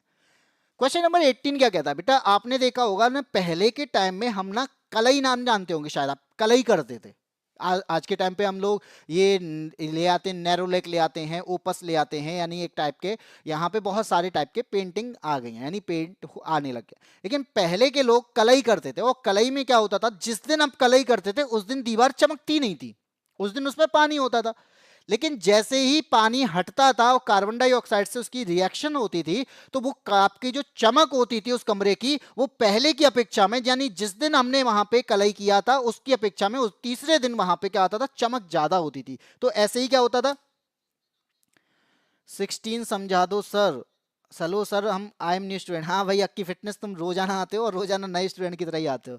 लेकिन अगर तुम नए की तरह ही बात कर रहे हो तो ठीक है भाई, तुम्हारा स्वागत कर रहे हैं फिर से हम आपका अपने यादविन स्मार्ट क्लासेस के चैनल पे। और आप अगर आए हो तो बेटा पढ़ के जाना, और चाय कॉफी कुछ लोगे वो भी बता देना, यहाँ पे मिलती नहीं है। नहीं, अगर ऐसा कुछ होगा तो मेरी टीम आपको एक इमोजी के तौर पर आपको पहुंचा देगी। ये वाला जो क्वेश्चन नंबर 16 का, क्वेश्चन नंबर 16 यहाँ पे कहता है कि इनमें से सहसंयोजक बंध में इलेक्ट्रॉनों की साझेदारी सबसे कम किस में होगी? आप खुद देखो, CH4 की, चलिए CH4 की बात करते हैं। तो आपको देखा है CH4 का मतलब क्या है? आपको कार्बन को कितने इलेक्ट्रॉनों की जरूरत होती है बेटा? 4 इलेक्ट्रॉन की जरूरत होती है। मैंने अभी बताया था कार्बन को हमेशा 4 इलेक्ट्रॉन की जरूरत होती है, क्योंकि इसका परमाणु क्रमांक कितना होता है? तो आप कहेंगे इसका परमाणु क्रमांक जो होता है वो 6 होता है। ठीक है, और 6 होता है तो इलेक्ट्रॉनिक विन्यास क्या बनेगा इसका? तो इलेक्ट्रॉनिक विन्यास जो बनता है वो इसका बन जाता है कितना? इलेक्ट्रॉनिक विन्यास जो होता है वो बन जाता है आपका 2 और 4। अब इसे अष्टक पूरा करने के लिए 4 चाहिए। हाँ जी चाहिए। तो क्या करेगा? ये हाइड्रोजन को अपने पास लेके आता है और सिंगल बॉन्ड से ये जुड़ जाता है, और सिंगल बॉन्ड से जुड़ता है क्योंकि हाइड्रोजन को केवल एक इलेक्ट्रॉन की जरूरत होती है अष्टक पूरा करने के लिए। तो यहां पर ये CH4 बनता है। ठीक है, तो आपसे पूछा है कि साझेदारी सबसे कम किस में होगी? भैया एक खुद सोचो, CH4 को 4 की जरूरत है, हाइड्रोजन को कितने की जरूरत होती है? तो हाइड्रोजन को हाइड्रोजन से जुड़ने के लिए एक इलेक्ट्रॉन की जरूरत होती है। क्यों? हाइड्रोजन का परमाणु क्रमांक कितना होता है? तो कहेंगे आप 1 होता है। ठीक है, इस वाले हाइड्रोजन का भी कितना होगा? आप कहेंगे 1 होगा। तो ये वाला क्या करेगा? इस वाले से शेयर कर देगा, और ये वाला भी इस वाले से शेयर कर लेगा। तो इस प्रकार से ये क्या बन जाएगा? H2 बन जाएगा। आप अगर समझ पाए, थोड़ी सी केमिस्ट्री अगर आप जानते होंगे तो आपको समझ में आ गया होगा। ठीक है, हम सेंड कर दे रहे हैं, कभी मैं आऊंगा मुझे चाय पिलाना। हाँ तो मैं चाय जरूर पिलाएंगे, तुम आओ तो सही। क्यों भाई सैड बॉय? भाई सैड के नाम से लिख रखा है तुमने, मुझे लग रहा है तुम्हें चाय की जगह पे कुछ और देना पड़ेगा, क्योंकि सैड का मतलब है कि कबीर सिंह। और कबीर सिंह कहाँ मिलते हैं तुम्हें खुद पता है। कैल्शियम हाइड्रोक्साइड की बात करते हैं। तो ये कह रहा है ना कि जो सफेदी होती है ना, सफेदी, ये अभी मैंने क्वेश्चन समझाया था कि हम जैसे ही कैल्शियम हाइड्रोक्साइड का, यानी कैल्शियम हाइड्रोक्साइड का अपनी दीवार पर क्या करते हैं, पेंट करते हैं, तो यहां पर क्या होता है, कार्बन डाइऑक्साइड से इसकी क्रिया होने लगती है, क्योंकि वातावरण में कार्बन डाइऑक्साइड होगी, तो जैसे ही इसकी क्रिया होगी तो ये क्या बना लेगा, क्योंकि कैल्शियम ज्यादा रिएक्टिव होता है तो ये ऑक्सीजन को अपनी ओर खींचने की कोशिश करता है, तो ये क्या बना लेगा, कैल्शियम कार्बोनेट बना देगा, और कैल्शियम कार्बोनेट के बाद यहाँ पे पानी जो है वो अलग हो जाएगा। और इस प्रकार से जो कैल्शियम कार्बोनेट है ना, इसकी वजह से, क्योंकि 2 से 3 दिन बाद बनता है, तो 2 से 3 दिन बाद आपकी दीवार जो है वो ज्यादा चमक रही होती है पहले दिन की अपेक्षा में। क्यों? क्योंकि उसने रिएक्शन कर ली कार्बन डाइऑक्साइड से, और उसने क्या बना दिया, कैल्शियम कार्बोनेट बना दिया, और कार्बोनेट में पानी की मात्रा नहीं है, और जब पानी की मात्रा नहीं है तो क्या हो जाएगा, आपकी दीवार एकदम सूखी सूखी हो जाएगी और बिल्कुल चमकती मिलेगी। तो आंसर क्या हो जाएगा इसका, ऑप्शन नंबर बी आंसर हो जाएगा। ठीक है, ओके सर, थैंक यू। हाँ जी, अगर आपका कोई डाउट है तो आपको वो तो बताना पड़ेगा ना, ऐसा थोड़ी ना कि कोई डाउट छोड़ देंगे। भाई चीज़ों को अगर आप क्लियर नहीं करोगे, चाहे मैं यहाँ पे एक बार ये भी कह सकता था कि दोबारा देख लो, लेकिन लाइव क्लास में थोड़ी ना कहूँगा कि दोबारा देख लो। अगर चीज़ें हैं समझ में आ रही हैं, 1-2 क्वेश्चन पीछे हैं तो तुरंत बता देंगे, कोई भी हो। क्वेश्चन नंबर 19 की बात करते हैं। भैया 19 की बात यह है कि क्लोर अल्कली पूछा गया है। क्या पूछा गया है, क्लोर अल्कली प्रक्रिया में एनोड पर क्या बनता है। तो आपको भी पता है कि एनोड क्या होता है, जहां पर पॉजिटिव टर्मिनल होगा। आपका कैथोड क्या होता है, जहां पर नेगेटिव टर्मिनल होगा। सर अगर कैथोड और एनोड की बात आ रही है तो जरूर यहां पे बिजली प्रोवाइड की जा रही होगी, क्योंकि जब हम यहां पे प्रोवाइड करते हैं विद्युत, इलेक्ट्रिसिटी, वहां पर ही कैथोड और एनोड की बात आती है। बिल्कुल भाई, बिल्कुल सही पकड़े हो। यहां पे भी क्या होगा, यहां पे भी हम विद्युत प्रवाहित करने वाले हैं। और आप यहां पे क्या बताएंगे कि किसमें, यानी जब क्लोर अल्कली प्रोसेस जो होती है, तो ये भी प्रोसेस है, इसमें क्या होता है, NaCl होता है, और इस NaCl में क्या कर दिया जाता है, NaCl को पानी में मिला दिया जाता है, और पानी में मिलाने के बाद क्या कर दिया गया है, इसमें वहां पे हमने धारा प्रोवाइड कर दी, यानी करंट दे दिया। NaCl में हमने क्या किया, NaCl को जैसे ही पानी के साथ में डाला, क्या किया, पानी के साथ में डाला, ये हमने अभी कुछ नहीं किया, पानी के साथ में NaCl प्रोवाइड कर दिया, फिर हमने यहां पे क्या दे दी, करंट प्रोवाइड कर दिया। ठीक है सर, क्या हो जाएगा, तो यहां पे जैसे ही करंट प्रोवाइड करते हैं तो ये सोडियम हाइड्रोक्साइड बना लेगा, यहाँ पे क्लोरीन बना लेगा, क्योंकि क्लोर का मतलब क्या है, क्लोरीन बनेगा। अल्कली का मतलब क्या है, सोडियम हाइड्रोक्साइड अल्कली होता है, बेसिक होता है, और यहाँ पे हाइड्रोजन गैस जो है वो बाहर निकल जाएगी। और इस प्रकार से आप क्या कहेंगे कि जो एनोड है ना, एनोड, हाँ जी सर एनोड है, यहाँ पे क्या मिलेगा बेटा, एनोड कैसा है, प्लस, तो इसमें कोई नेगेटिव है कोई, हाँ जी सर Cl जो होता है ना, Cl पे नेगेटिव आयन होता है, तो इसका आंसर क्या हो जाएगा, इसका आंसर हो जाएगा क्लोरीन गैस, क्योंकि क्लोरीन पर नेगेटिव आयन होता है, और ये एनोड जो है वो पॉजिटिव की बात करता है, तो पॉजिटिव और नेगेटिव मिलकर ही यहाँ पे क्या बनाते हैं, एक पूरी तरीके से यौगिक बना लेते हैं। और यहाँ पर भी क्या होगा, यहाँ पर जो हाइड्रोजन है वो कैसा है, यहाँ पर आपका कैथोड जो होता है वो नेगेटिव होता है, और कैथोड में हाइड्रोजन मिल जाती है, क्योंकि हाइड्रोजन जो है वो पॉजिटिव टर्मिनल या फिर पॉजिटिव इलेक्ट्रॉन होते हैं यहाँ पे। ठीक है, ये बात समझ में आ गई। कभी भी क्लोर अल्कली पूछ लिया जाए तो 3 ही प्रोडक्ट बनते हैं, सोडियम हाइड्रोक्साइड, क्लोरीन और हाइड्रोजन गैस, 3 प्रोडक्ट बनते हैं। जब भी क्लोर अल्कली पूछ लिया जाए तो सोडियम क्लोराइड की क्रिया पानी से कराई जाती है, और यहां पर बिजली प्रवाहित की जाती है। क्लोर अल्कली याद कर लेना। समझ नहीं आया क्वेश्चन, सर मेरा वाला बीच बीच में टेस्ट ले लेता है, मेरा तो सब सीखना पड़ता है। हाँ बहुत बढ़िया है बेटा, तुम्हारा वाला टेस्ट ले रहा है, पता नहीं कैसे कैसे टेस्ट ले रहा है कि तुम्हें यहाँ पे सीखनी पड़ रही है चीज़ों को। कौन सी साइंस सीख रहे हो तुम। क्लोर अल्कली की बात करते हैं बेटा। क्लोर अल्कली आप जो दोबारा पूछ रहे हो, तो क्लोर अल्कली का मतलब है कि एक प्रोसेस होती है जिसमें हम कुछ ना कुछ बना रहे होते हैं। सर क्लोर अल्कली में क्या बना रहे होंगे, क्लोर का मतलब हो जाएगा क्लोरीन बना रहे होंगे। ठीक है, अल्कली का मतलब क्या हो जाएगा कि जो यहाँ पे बेस होगा, अल्कली होगा, वो कौन है, सोडियम हाइड्रोक्साइड। तो यहाँ पर सोडियम हाइड्रोक्साइड बनता है, यहाँ पर क्लोरीन बनता है, और हाइड्रोजन गैस जो है वो बाहर निकल जाती है। ठीक है, लेकिन आपसे पूछा क्या गया है कि इसमें बनेगा क्या, वो एनोड पे क्या बनेगा। आपने यहाँ पे जैसे ही क्या कर लिया है, जैसे ही हमने यहाँ पे पानी भरा, एक तरफ हमने एनोड डाल दिया, एक तरफ कैथोड डाल दिया। आपको बैटरी में 2 टर्मिनल दिखाई देते होंगे, वो कैथोड और एनोड होते हैं। हर जगह पे प्लस और माइनस होते हैं। तो यहाँ पर भी हमने क्या कर दिया है, एक तरफ प्लस यानी एनोड, एक तरफ माइनस यानी कैथोड। तो प्लस माइनस जब हमने लिया और इसके अंदर कैसा क्या कर दिया, करंट दे दिया, फिर क्या हो गया, जैसे ही हमने इसके अंदर करंट दिया, ये आपका सॉल्यूशन जो था NaCl और आपका पानी था, जैसे ही आपने करंट दिया तो एनोड वाला तो ना इसमें से नेगेटिव को अपनी ओर खींचता है क्योंकि एनोड प्लस होता है, ये कैथोड वाला क्योंकि नेगेटिव है तो ये प्लस वाले को अपनी ओर खींचता है। तो ये क्या खींच रहा है, यहाँ पे नेगेटिव में Cl को खींचेगा और ये पॉजिटिव में हाइड्रोजन और सोडियम को खींचेगा। तो और बनाएगा क्या बेटा, सोडियम हाइड्रोक्साइड बना देगा और ये आपका आंसर क्या हो जाएगा, सी हो जाएगा। आज तो फिजिक्स केमिस्ट्री साइकोलॉजी सब मिक्स कर दी मैंने,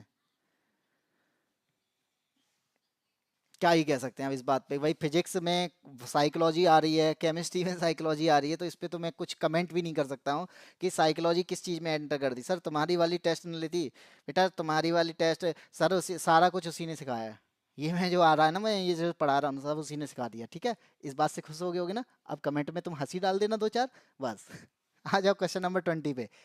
किसी कार्बनिक यौगिक में कार्यात्मक समूह जोड़ने से क्या होता है बेटा, कार्यात्मक समूह क्या होते हैं बेटा, फंक्शनल ग्रुप जो होता है ये किसी का यौगिक का रासायनिक गुणों जो होते हैं ना, उसके विशिष्ट रासायनिक गुण होते हैं, उसके लिए उत्तरदायी होता है, उसके लिए रिस्पॉन्सिबल होता है, ठीक है।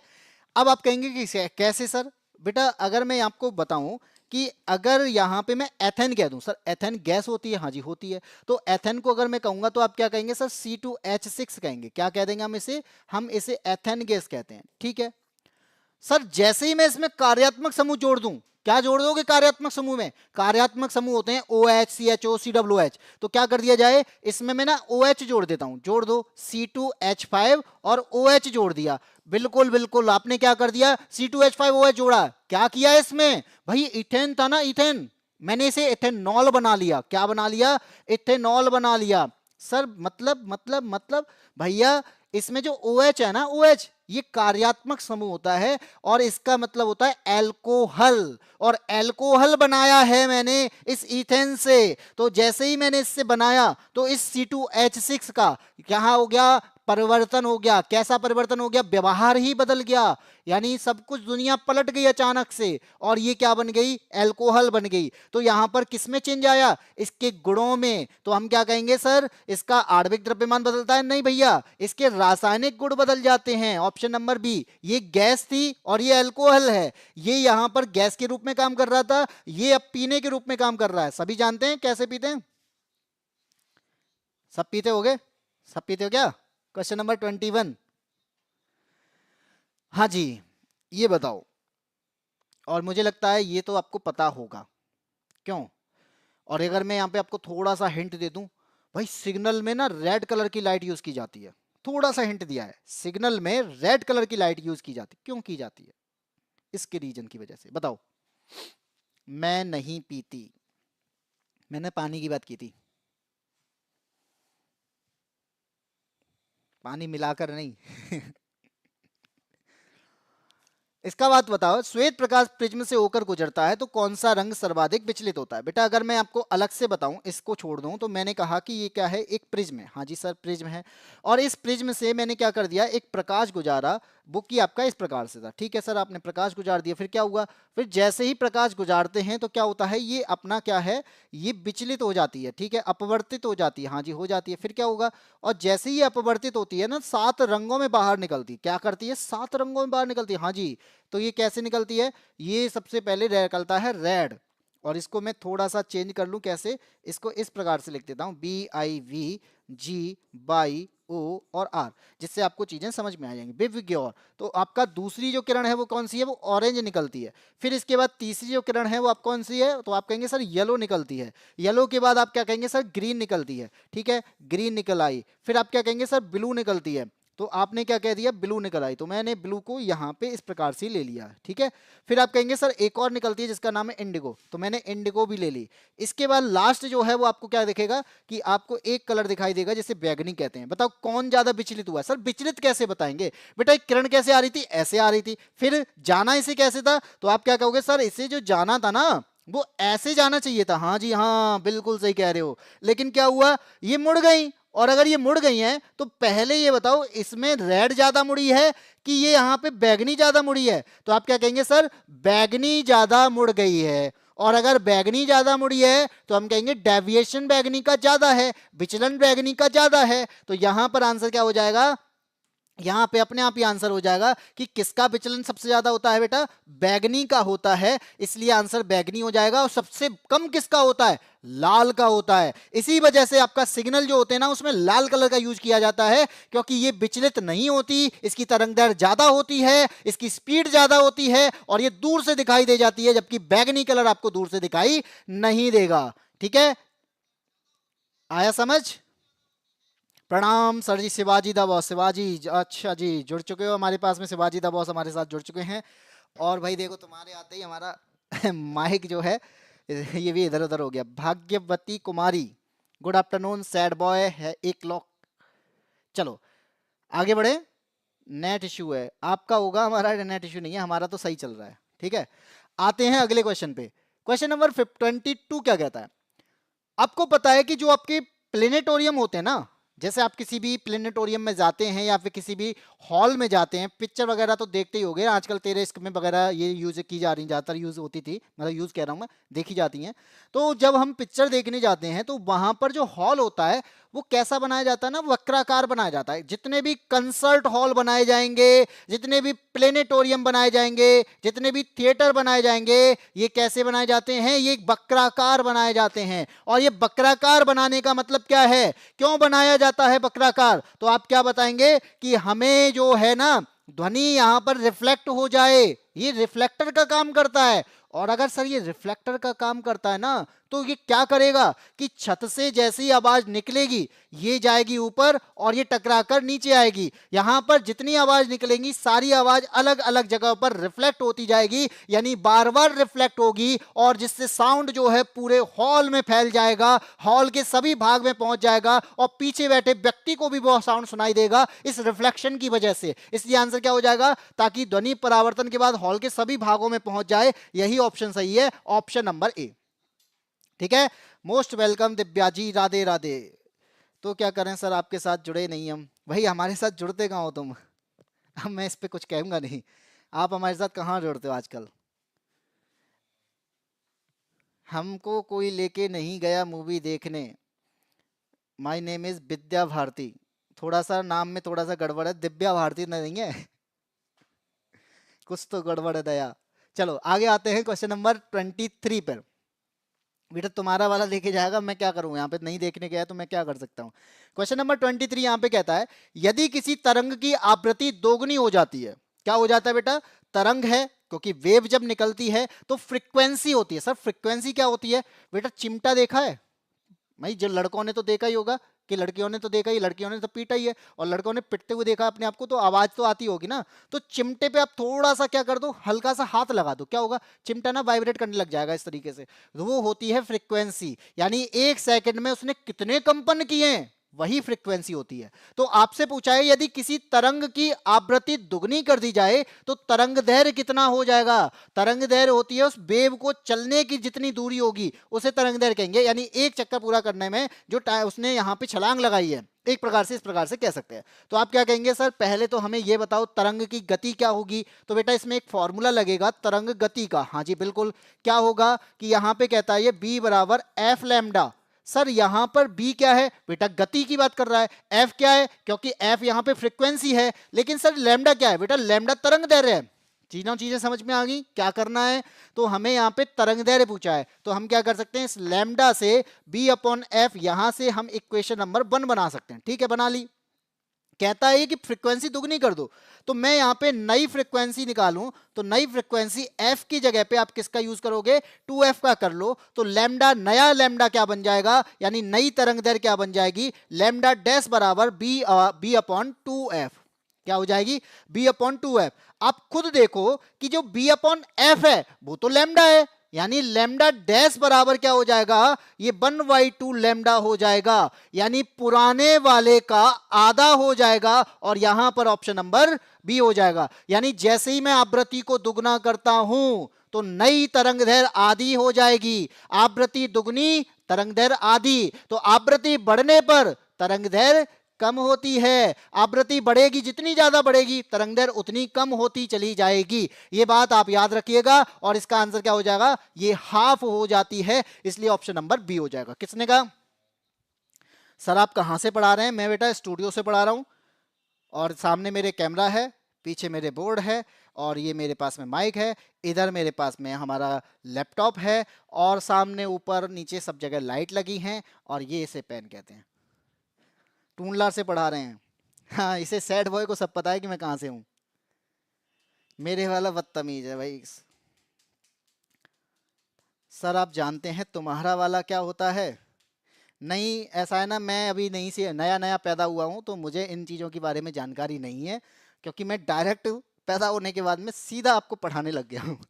तो मुझे कोई जानकारी नहीं है कि तुम्हारा वाला तुम्हारी वाली ये क्या होता है। आते हैं क्वेश्चन नंबर 24 की बात। ये 24 क्या होता है? 24 है यहाँ पे, विद्युत चुंबकीय क्षेत्र की दिशा ज्ञात करने के लिए किस नियम का उपयोग किया जाता है? भाई एक बात बताओ, हमें यहाँ पे क्या निकालना है? यहाँ पे विद्युत क्षेत्र की दिशा बतानी है, विद्युत चुंबकीय क्षेत्र की दिशा बतानी है। अब जब चुंबकीय क्षेत्र की दिशा बतानी होती है तो इनमें से कोई ना कोई नियम लगता होगा। तो अगर मैं आपको कहूं सर हमने फ्लेमिंग के नियम पढ़े हैं, क्या हो सकता है ये? तो बेटा फ्लेमिंग का बाएं हाथ का एक नियम है जो ये कहता है कि आप अंगूठे को, आप यहाँ पे इंडेक्स फिंगर को और इस मिडिल फिंगर को ऐसे रखें कि तीनों क्या हो, 90 डिग्री पे, ये और ये और ये और यहाँ पर अंगूठा और ये, तो तीनों 90 डिग्री पर हैं। तो ऐसी स्थिति में ये जो बताता है ना, ये बताएगा आपका चुंबकीय क्षेत्र में स्थित जो बल होता है, यानी कितना बल लग रहा है, चालक पर जो बल लगेगा वो कितना लगेगा ये बताएगा। लेकिन सर हमसे तो दिशा पूछी है चुंबकीय क्षेत्र की, तो बेटा ये चालक के बल की बात करता है, चुंबकीय क्षेत्र की दिशा की बात नहीं करता। फिर ये दाएं हाथ का नियम किस पे काम करेगा? बेटा ये धारा पे काम करेगा, यानी जो हमारी विद्युत धारा की दिशा होती है, इस विद्युत धारा की दिशा को बताने के लिए हम दाएं हाथ के नियम का यूज करते हैं। फिर सर ये मैक्सवेल क्या करेगा? तो मैक्सवेल यहां पे याद रखना, यहां पे मैक्सवेल चुंबकीय क्षेत्र की दिशा को बताता है। कैसे बताता है? ये अंगूठा है, हाँ जी लाइक कर देना, इस प्रकार से आपका अंगूठा दिखाई दे रहा होगा आपको हमारे वीडियो के नीचे, तो लाइक जरूर कर देना। बाकी बात करते हैं। शर्मा जी कैसे हो? अंकित चौबे, भैया शर्मा जी तो बहुत बढ़िया। कौन से शर्मा जी? मैं भी शर्मा ही हूँ, मैं भी अच्छा हूँ, लेकिन तुम कौन से शर्मा जी की बात कर रहे हो? सर इससे क्वेश्चन से मेरी आज बेइज्जती हुई थी। बहुत ही बढ़िया, एक तरफ बेइज्जती करवाते घूम रहे हो और एक बार यहाँ पे मैं सिखाए जा रहा हूँ। अगर सीख जाते तो काय को बेइज्जती होती, ठीक है, लेकिन सीखना नहीं है हमें, तो यहाँ पे पागलबंदी करनी है। पहले एक दो लोग हो गए, अब क्लास में बदमाश हो गए। चलो बेटा, एक मैंने बताया मैक्सवेल, मैक्सवेल का ये जो अंगूठा है ना, ये अंगूठा कहता है कि आप करंट की दिशा में इस अंगूठे को रखो। मान लो करंट ऊपर जा रहा है तो करंट की दिशा में हमने अंगूठा रख लिया। फिर ये फोल्ड हो रही ना उंगलियां, हाँ जी सर फोल्ड तो हो रही हैं बेटा, तो आपकी भी हो जाएंगी। तो ये जो फोल्ड हो रही हैं ये क्या बताएगा? ये चुंबकीय क्षेत्र की दिशा को बताता है कि चुंबकीय क्षेत्र की दिशा किस साइड होगी? सर इस साइड होगी। इस साइड क्या है? घड़ी तो ऐसे चलती है, घड़ी तो ऐसे चलती है, ये तो इस साइड जा रहा है, तो इसका मतलब क्या हुआ? ये एंटी क्लॉकवाइज हो जाएगी। यहां पर अगर करंट ऊपर होगा तो ये एंटी क्लॉकवाइज होगी और करंट नीचे होगा तो ये क्लॉकवाइज होगी। ये बात कौन बताता है बेटा? ये मैक्सवेल बताता है। Option number C. Next question sir. हाँ जी बिल्कुल, नेक्स्ट पे आ रहे हैं और हमारी आज की क्लास का शायद हो सकता है आखिरी क्वेश्चन है। हाँ जी आज की क्लास का ये आखिरी क्वेश्चन है। ये क्या कहता है बेटा? ये कहता है 12 वोल्ट के विभवांतर पर, क्या है? 12 वोल्ट का विभवांतर लगा है, 1 ओम 2 ओम 3 ओम 5 ओम और 10 ओम के प्रतिरोधों को श्रेणी क्रम में जोड़ दिया जाता है। श्रेणी क्रम मतलब बेटा अगर मैं इसको ऐसे जोड़ू ना, ये बना दिया 1 ओम, ये बना दिया 2 ओम, ये बना दिया 3 ओम, ये बना दिया 5 ओम और ये बना दिया 10 ओम। ये तो किसी की सांसें लग रही हैं जो ऊपर नीचे यहाँ पे हो रही है। और इसको कितने बैटरी से, वोल्ट से जोड़ा गया है? 12 वोल्ट की बैटरी से जोड़ा गया है, प्लस और माइनस। ठीक है, यहाँ पे ये पता चल गया ये कितना है? 1 ओम, ये है आपका 2 ओम, ये है आपका 3 ओम और इसे कहेंगे हम 5 ओम और इसे कहेंगे हम 10 ओम। ठीक है, ये श्रेणी क्रम होता है। अब श्रेणी क्रम में रेजिस्टेंस को कैसे जोड़ते हैं बेटा? लगातार जोड़ दो, श्रेणी क्रम बढ़ता ही है, जोड़ दो सबको। कैसे जोड़ दें? तो श्रेणी क्रम में जोड़ने का तरीका क्या होता है? R बराबर होता है R1 plus R2 plus R3 plus R4 plus R5। यानी हमारे पास ये 5 रेजिस्टेंस है, मैंने इसको जोड़ दो, कितना कितना है सर, 1 है, हाँ जी है, 2 है, 3 है, हाँ जी है, फिर 5 है और उसके बाद 10 है, और इनको जोड़ोगे तो आपका कितना आएगा, तो आपका बेटा आएगा 21 ओम। कितना आ गया, 21 ओम। ये जो 21 ओम आया ना, ये टोटल रेजिस्टेंस हो गया हमारा, ठीक है। लेकिन ये टोटल की बात नहीं कर रहा, ये कह रहा है ना 10 ओम प्रतिरोध में प्रवाहित धारा कितनी होगी। आपका जो 10 ओम का प्रतिरोध है ना, मैं इसमें धारा कितनी प्रवाहित करूंगा ये बता दो भाई। सबसे पहले याद रख लेना कि जब भी श्रेणी क्रम का क्वेश्चन आएगा और धारा के बारे में पूछेगा, तो जितने भी प्रतिरोध है ना, इनमें सेम धारा जाएगी।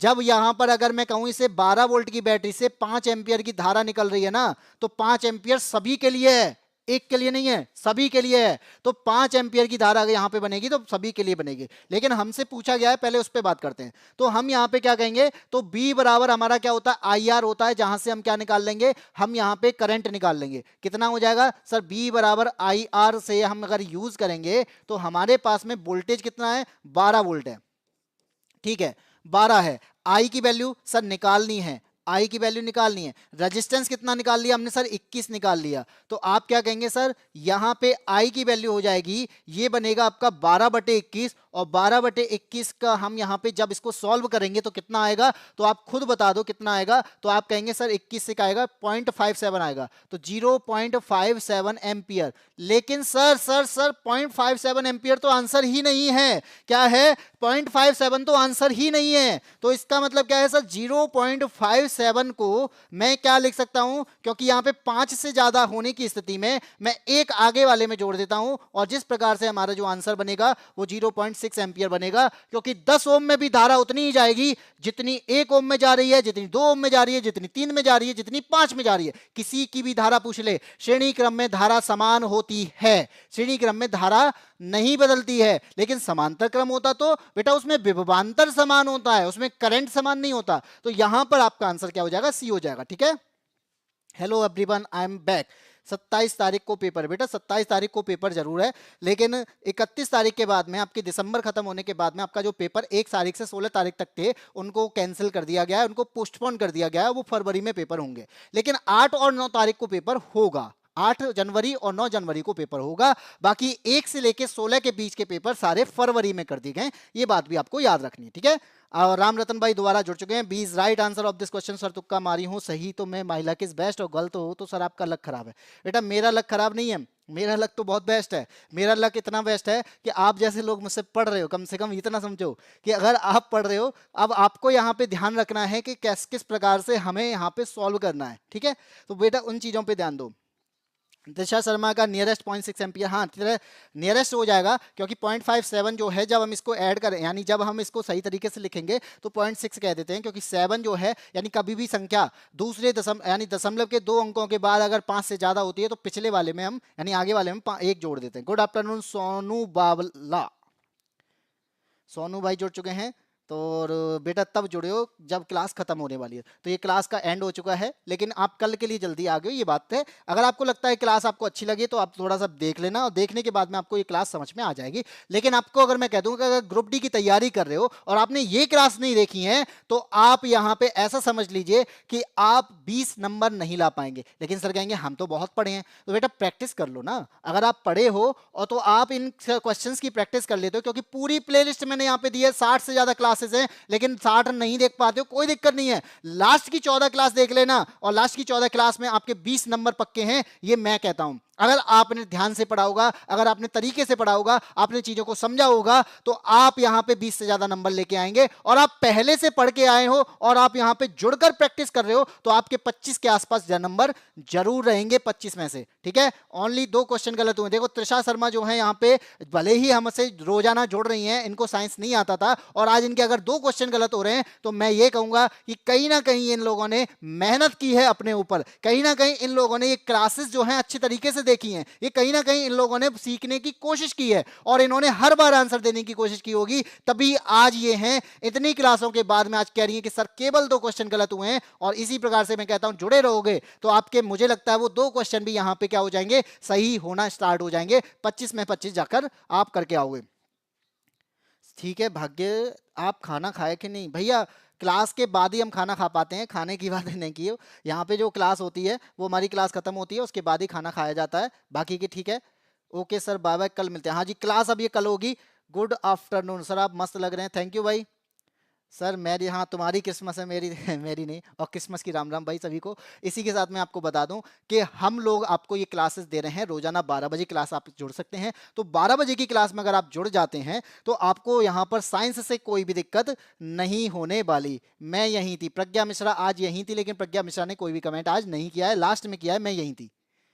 ठीक है, बाकी का बेटा आपको मैं बता दूं कि हमारी एक एप्लीकेशन है बाईएससीएफ। अगर आप चाहते हैं कि हम अच्छे से पढ़ सकें, आप चाहते हैं कंसेप्ट क्लियर हो जाएं, आप चाहते हैं कि अच्छी तरीके से चीजें समझ में आ जाए, आप चाहते हैं कि हमारा एग्जाम क्वालिफाई हो जाए, और आप चाहते हैं कि सस्ते में हो जाए, तो बेटा इससे सस्ता ऐप नहीं मिल पाएगा, क्योंकि ये बाईएससी ऐप आपको बहुत कुछ देकर जाने वाला है। और ये बाईएससी ऐप अगर आप डाउनलोड करते हैं तो आपको यहाँ पे 99 रुपए में बैच मिल जाएंगे। आप डाउनलोड तो कीजिए, डाउनलोड करने के बाद आपको चीजें समझ में आ जाएंगी। यहां मात्र 99 में आपको बैच मिलने चाहे, यहां ग्रुप डी की तैयारी करना चाहते हो, और आप यहां पे होमगार्ड की तैयारी करना चाहते हो, आप यूपीएसआई की तैयारी करना चाहते हो, कांस्टेबल की है, एसएससी जीडी है, कोई भी तैयारी करना चाहते हो, मात्र 99 में आपको यहां पे बैचेस प्रोवाइड किए जाते हैं। तो 99 में अच्छी क्लासेस, अच्छे टीचर, अच्छी स्किल्स, अच्छा सिलेबस, अच्छा यहां पे कंटेंट, सब कुछ बेस्ट आपको अगर मिलेगा तो 99 में मिलने वाला है। तो बेटा पीडीएफ भी मिलेगी, लाइव क्लासेस भी मिलेगी, रिकॉर्ड क्लास भी मिलेगी, डाउट क्लास भी मिलेगी, सब कुछ 99 में। तो क्यों पैसा इतना खर्च करना? भाई ये ऐप डाउनलोड जरूर करिएगा। कमेंट ऑफ करके पढ़ रही थी, बहुत बड़ी, कोई दिक्कत नहीं है। पढ़ने वाला अगर कमेंट नहीं करता कोई दिक्कत नहीं है, लेकिन कमेंट वो नहीं करता जिसे नहीं आ रहा है, तो मुझे लगता है कि कहीं ना कहीं थोड़ी सी दिक्कत रहेगी। बाकी कि आज मैं बता दूं कि आज की क्लास का ये आखिरी क्वेश्चन हो चुका है। जितनी भी डिटेल मुझे देनी थी और दे दी है, और आपको यहाँ पे थैंक यू दिख रहा होगा साइंस की भाषा में। और इसी के साथ में आज की क्लास में इतना ही। सभी को bye sir, you are looking awesome today, love. आगे ना उसी पे, मैं ठीक हूँ प्रज्ञा से। चलो कोई बात नहीं। तो आज की क्लास में इतना ही, आपको अच्छा लगा होगा और मुझे लगता है कि जरूर अच्छा लगा होगा। और अगर आपने ये चीजें सीखी हैं तो आपको ये फायदा जरूर देंगी। आपको ग्रुप डी के पेपर में फायदा बहुत देने वाली हैं, और आपका आगे आने वाले किसी भी एग्जाम में साइंस पूछा जाता है तो उसमें भी फायदा देंगी ये क्लासेस। ऐसा नहीं है कि केवल ग्रुप डी के पर्पज से बनी है, हाँ ये ग्रुप डी के एग्जाम को ही देखकर बनाई गई है। जो एग्जाम चल रहे हैं, जो एग्जाम हो जाते हैं, उन्हीं के क्वेश्चंस मैं आपको यहाँ पे प्रोवाइड करा देता हूं, जिससे आपको पता चल जाए कि इस प्रकार का सिलेबस है, इस प्रकार के क्वेश्चन पूछे जा रहे हैं, इस प्रकार की लैंग्वेज है, इस प्रकार का लेवल है, और हमें ऐसी तैयारी करनी है, हमें यहाँ पे इससे प्रैक्टिस करनी है। तो आप बेटा आप यहाँ पे क्लासेस देखते हो तो आपको फायदा जरूर होगा, ये मैं कहना चाहूंगा। बाकी कि आप रोजाना इसी प्रकार से जुड़ते रहिएगा। तब तक के लिए जय हिंद, जय भारत। हाँ, पीडीएफ चाहिए, टेलीग्राम ज्वाइन कर लेना और बाईएससी ऐप डाउनलोड कर लेना, आपको पीडीएफ भी मिल जाएगी। ठीक है, जय हिंद, जय भारत।